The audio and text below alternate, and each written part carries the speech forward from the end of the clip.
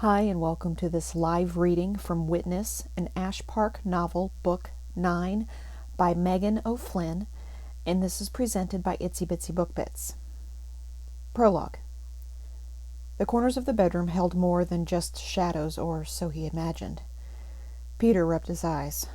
The smoke from the candles made his eyeballs ache, like how it felt if he looked into the sun. He didn't do that anymore. Father had said not to. But there was no sun now, just the steady flicker of candlelight that made the walls wavery, and that didn't hurt at all. The woman on the bed sure looked like she was in pain, though, her face all squinched up, her eyes closed, lips peeled back showing all her teeth the way the dog did when he was mad. She was panting like the dog, too, but Peter didn't think she was hot. Maybe she needed water. Should he get some? But there was another woman next to her who could get it, maybe, and no one had told him to go.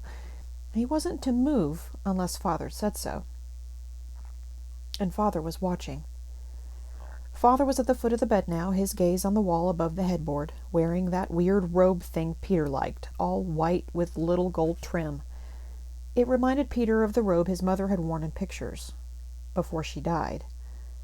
That thought made his eyes burn too, even hotter than the sun did, but Father said not to think about that either. It was better not to think about things that hurt. Things that made you want to cry. As if on cue, the woman screamed, one hand on the round bulge at her middle, the other twisted in the white blankets. The woman beside her rubbed her back, her curly black hair falling down like a curtain around the crying woman's face as she murmured something into her ear. He sighed. This part was always so boring. You had to sit and wait while the air hummed and listen to them talk about how the baby was coming. There was always another baby coming. Father liked to be there when new ones came, to welcome them into the world, he said, into the family. But the babies never stayed here. None but Peter got to stay with Father, not even his older brother Roman. Peter was special. Father had chosen him.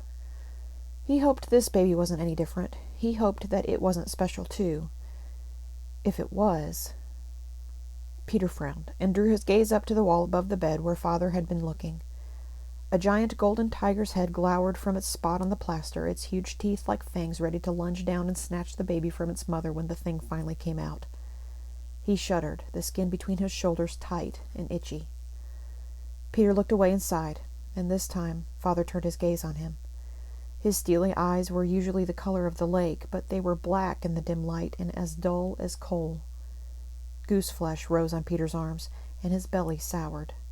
But he forced himself to smile.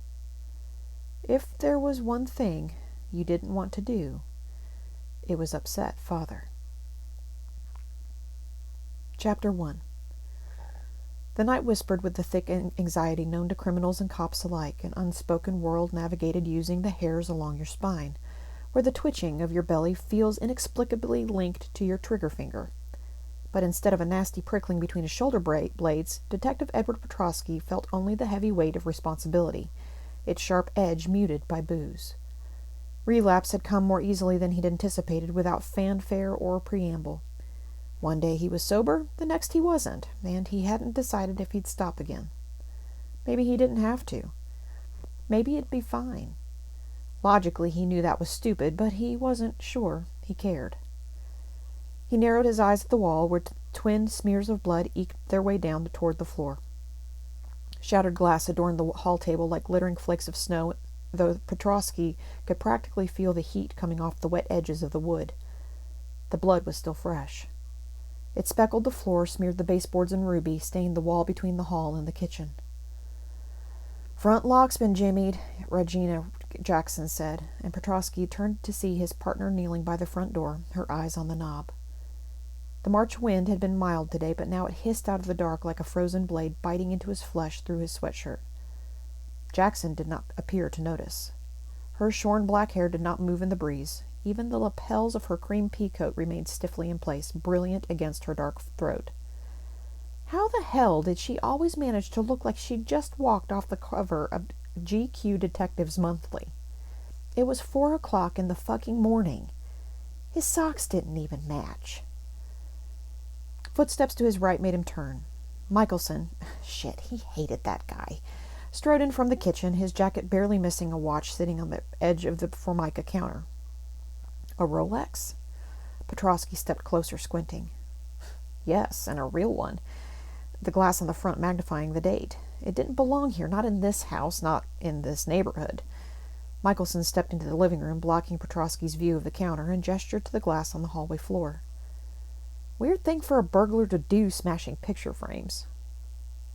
What do you think, that there was money hidden behind them? Maybe the intruder didn't want the family looking at him, Petrosky said. But no family, no children smiled from the portraits behind the shards of glass.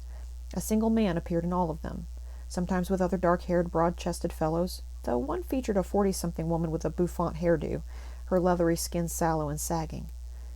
This man was familiar, but Petrosky could not place him. Maybe you shouldn't have had that jack before bed, old man. But no, he was good. He'd just had a drink or two last night. Okay, this morning, at the bar near his place. So far, he'd avoided drinking at home. Michelson frowned. What's that smell? Probably the garbage, Jackson said, but she wrinkled her nose. Michelson stepped back to the sink and swung open the cabinet underneath, a trash bin. Yep, hasn't been taken out in a while. The perp would probably have found more to steal in here than behind the pictures frames, right? Was that asshole smiling? Fucking idiot. Petrosky turned back to the living room instead of looking at Michelson any longer, but the view there was only marginally better. The couch was trashed like the pictures, the gray pillows strewn on the floor.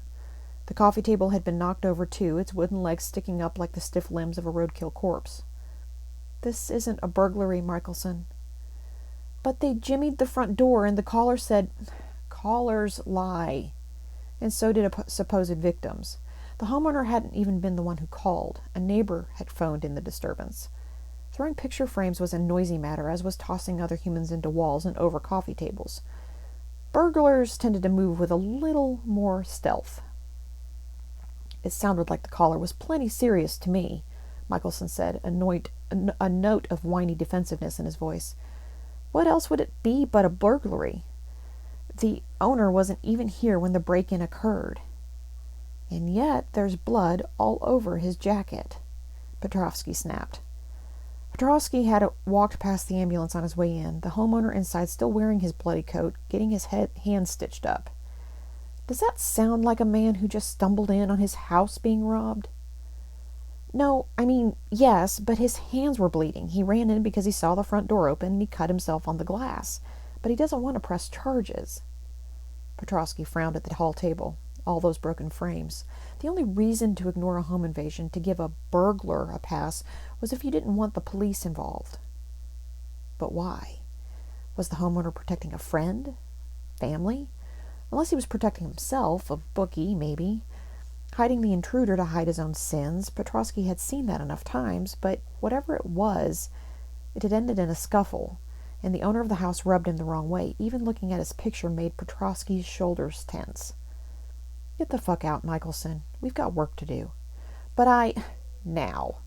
Petrosky could feel the daggers in his back, the kid glaring at him, but the rookie shuffled toward the door and out onto the porch, probably with a commiserative pat on the back from Jackson.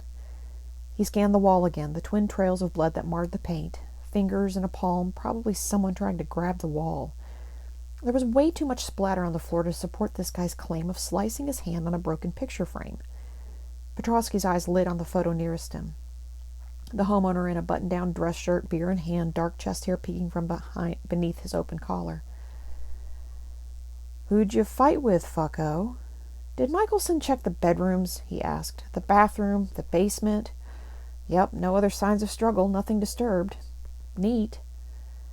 Petrosky grunted. He'd seen a lot of home invasions, and there was a pattern to them, even when it was punk kids.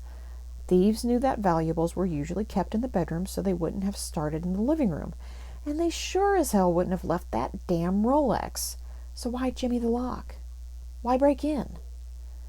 Petrosky turned to see Jackson closing the front door, pulling her phone away from her ear, though he hadn't heard her talking to anyone. Maybe he did have a little too much whiskey in his system. What time had he stopped drinking again?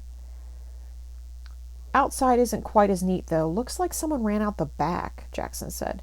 Michelson followed the blood to see if there was any trace of another person, but the trail petered out in the grass near the back gate. What's the homeowner's explanation for that? If there hadn't been a struggle, blood in the grass was pretty weird unless their burly homeowner had sacrificed a goat to the gods of rich, luscious chest hair. That would actually explain a lot. Homeowner says he ran out there in a panic after he cut himself. Wanted to see if anyone was still here. She shrugged, but her face said, bullshit. And whether or not it was true, a burglary, even a domestic call, wasn't their usual case? No rape, no dead people? Well, probably not. There were plenty of flatfoots to take a statement on a B&E, even with a possible assault. Why are we on this? He glanced once more at the living room, at the upended coffee table. One wooden leg was stained dark with blood. She cocked her head. The chief didn't tell you? Nope. He hadn't spoken to Chief Carroll in a month. Jackson seemed to sense his confusion because she said, This guy, the homeowner? You know him. I don't think so. But when his gaze dropped to the photos once more, he felt it again, that prickle of familiarity. Why don't I remember him? Peter something. I can't pronounce it. He's got a few priors, but nothing significant until about 5 years ago. His girlfriend Louisa said he slapped her around, raped her, and threatened to kill her if she called the police. Ring any bells? She was one of yours. Oh, fuck. Now he knew why this guy looked familiar. Peter Wojcik, that was his name. His victim, Louisa Parson, had stopped cooperating soon after he'd taken her statement, suddenly claimed the 3-inch-long weeping gash along her eyebrow was just a misunderstanding. Without her testimony, the prosecutor kicked it back and said there was nothing they could do. But Petrosky had felt certain Peter had done it before. He had seen that much in the dull and remorseful glitter in Peter's eyes.